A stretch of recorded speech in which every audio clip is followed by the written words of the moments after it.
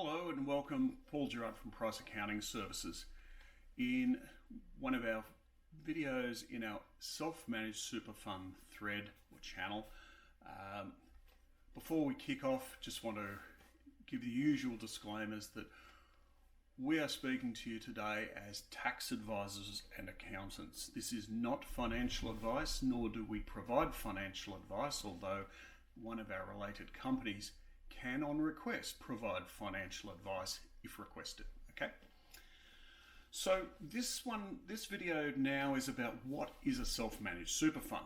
We get asked a lot of people, they hear about self-managed super funds, SMSFs, and they want to know more about it. So let's compare that to superannuation in general, so you've got a good understanding about what a self-managed super fund is.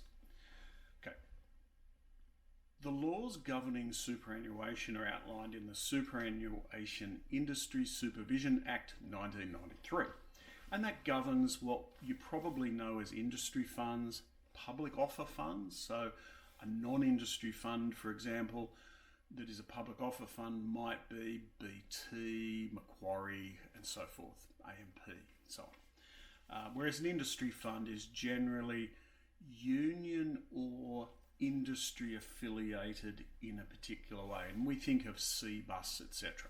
Okay, so a self-managed super fund is a subset of that whole legislation, and it's like a special exemption that allows one or more members, but no more than 6, to collectively create their own fund.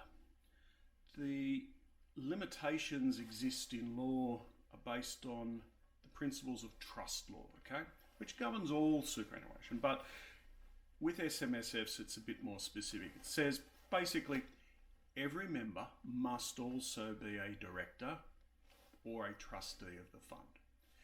And that gives rise to the concept in law, which is that every member is equally involved in the decision making. That's an important principle.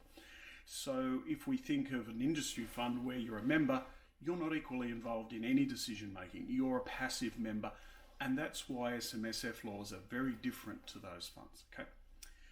So a self-managed super fund is regulated by the ATO, the Australian Taxation Office. That's different to every other form of fund which is regulated by the Australian Prudential Regulation Authority, who govern banks and building societies and the like. Okay. So all financial institutions governed by APRA, but SMSF's ATO. But common law, okay? The chief difference with an SMSF is it contains very flexible rules. There are some prohibited investments that a fund can make, and in a later video we're going to talk about the limits and some of the rules surrounding SMSFs. So we're not going to get into the depth of that now. But SMSFs are subject to very strict rules in terms of the use of the funds that sit in the money in the fund and how it's invested. There are limitations on where it can be invested, where the investments can be acquired from, and so forth. But that'll be the subject of a later video. Where SMSFs become very effective is where the members choose to control and manage their own choice of investments, and even the daily active management of how investments are made. So if we think of an industry fund, you might choose a particular type of investment strategy, and it for example, might be a growth or some other form of default strategy. With an SMSF, mum and dad can effectively sit down and think, well, I really love BHP, and buy as many BHP shares perhaps as they wish, or choose when to sell them, and so on. Self-managed super funds have some very unique characteristics. For example, a self-managed super fund can, given very limited and special circumstances, borrow, again, subject of another video in this channel. The Choices, however, for investments are very broad. So unless an investment is prohibited or restricted, a self-managed super fund has very broad and unfettered discretion as to how it will invest. It is subject to the requirement to maintain and prepare a investment strategy. So at all times, an auditor who will check and validate the financials at the end of the year will check your investment strategy is consistent with that. So, for example, you can't say your investment strategy is to invest in really safe things and cash and then buy shares in BHP. There might be a specific limit you want to assign to BHP shares, etc. Okay, but it's very broad and flexible. Okay, and you can change it at whims and make these things. Issues for a self-managed super fund then certainly demonstrate that you need to want to put the time in. So if one part of the family wants to do this and the other doesn't, you have to be very mindful too that self-managed super funds lack prudential regulation. So what do I mean by that? Industry super funds are governed by APRA. Now APRA require that the funds do certain things and they've got boards and so forth. Okay, very heavily regulated. No one sits in on the meetings for a self-managed super fund. The ATO expect that compliance is met at all times, and the auditor, that's part of their role, but not completely. One feature of an industry fund is if the members are subject through the fund to fraud, your benefits are insured. And this came up with a number of investments a few years ago where there was a fairly advanced level of fraud at a fund manager level, and many investors lost their money. Those who invested through other forms of fund recovered their money. The Treasury, the Commonwealth of Australia, repaid those funds to each of those to the non-self-managed super funds. The SMSF investors, however, got nothing. Okay, that's really important to understand. There was also a very important tax case a few years back where husband and wife, husband decided he was going to leave his wife, didn't tell her, but he stripped the SMSF and liquidated everything and took it with him overseas to a country where he's safe.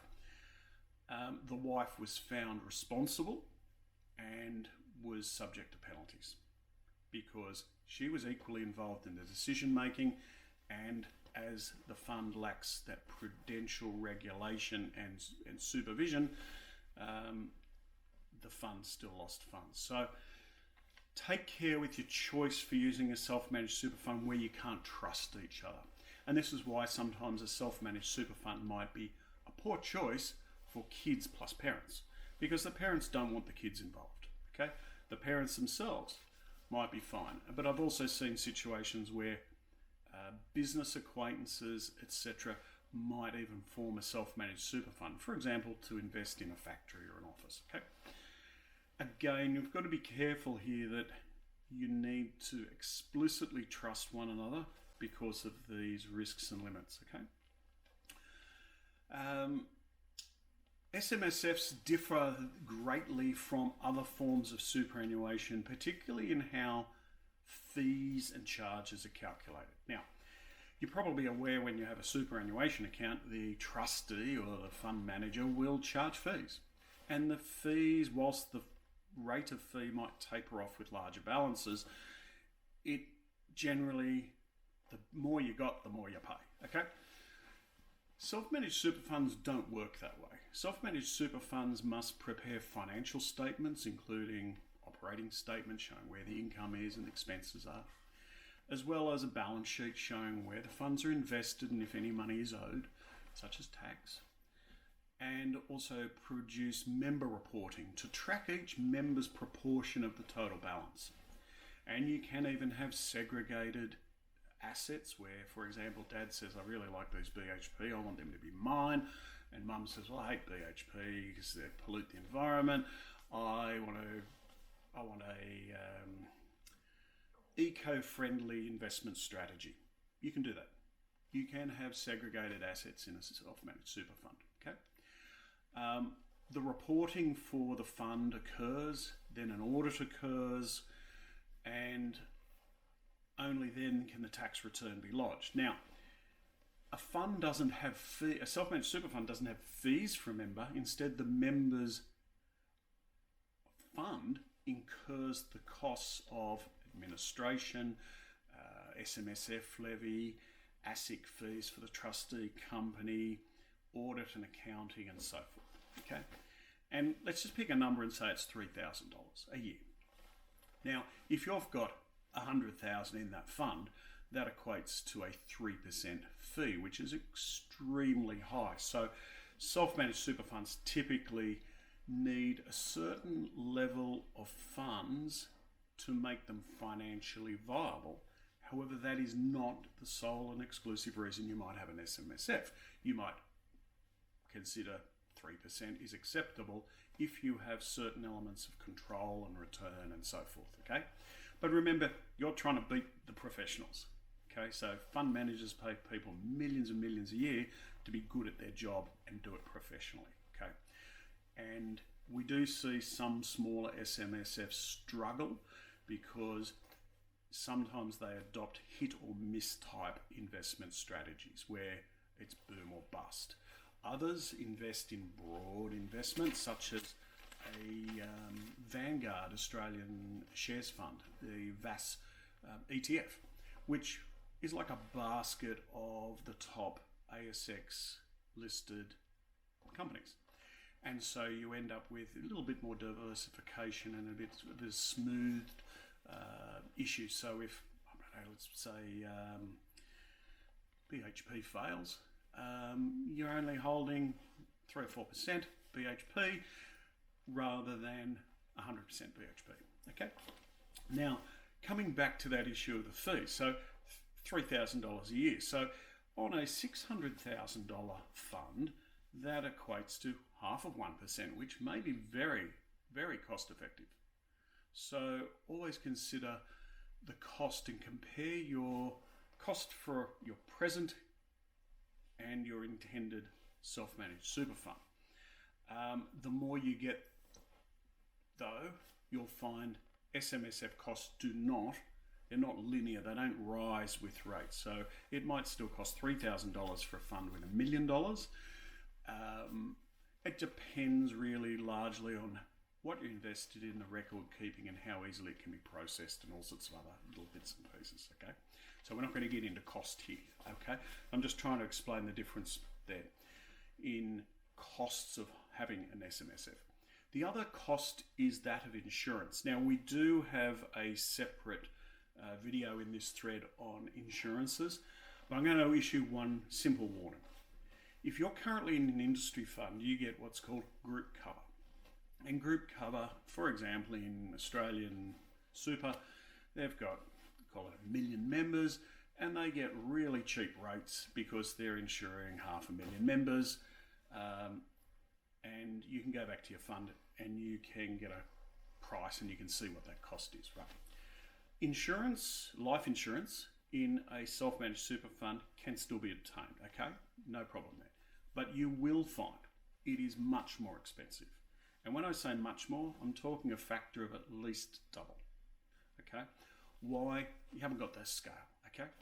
You can't transfer insurance from one fund to another or anything like that. So you can even run into issues, particularly, let's say you're in your 50s and you've got a few health issues now, but you've been in your existing fund for 20 something years, back when you're a young person, and you didn't have the health issues, you might lose your life insurance. So consider that. There are some strategies around that, but that's an issue for specific advice, okay?